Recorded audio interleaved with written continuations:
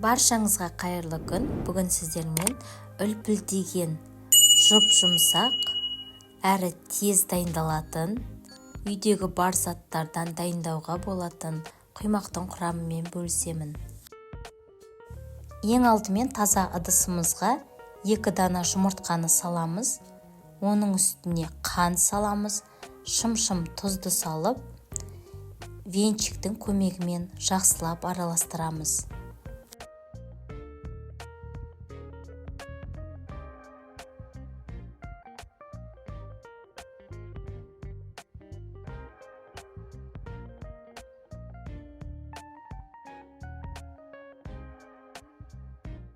Келесі консистенцияның үстіне 250 мг жылы айранды құйып тағы да араластырамыз.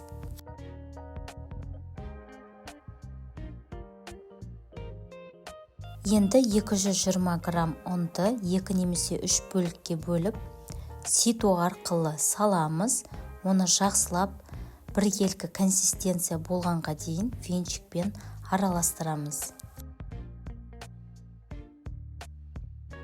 Ұнды ситу арқылы салғанымыз өте маңызды, өйткені біздің құймақ жақсы көтеріледі және үлпілдеп пісетін болады. Біздің консистенциямыз осындай болу керек. Енді біз осы консистенцияның үстіне жарты шай қасық соданы салып, тағы да венчикпен араластырамыз.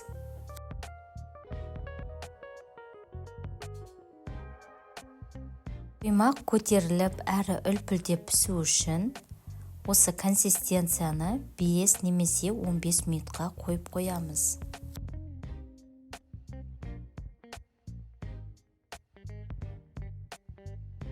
Келесі ысып тұрған табамызға 1 шай қасық сұйық майды құйып, табамызды майлап аламыз.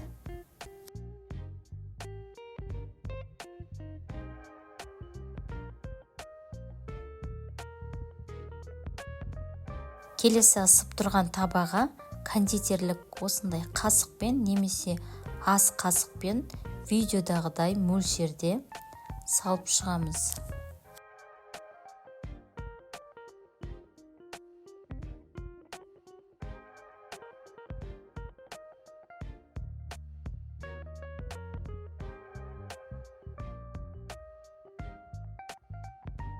Құймақтың беткі жағында тесіктер пайда бола бастайды. Сол кезде құймақты аударамыз.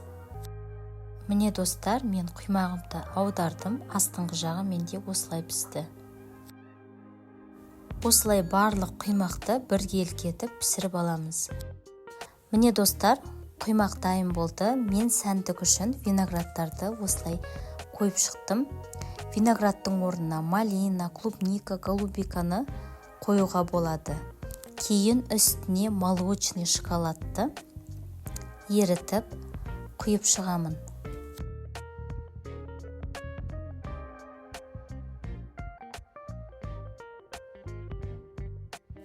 Құймақ толығымен дайын болды. Қазір ішкі жағын көреміз. Видеода көріп тұрғандарыңыздай, құймағымыз өте үлпілдеп әрі жұп-жұмсақ болып піскен. Достар, осы рецептпен дәл осы құймақты дайындап көріңіздер.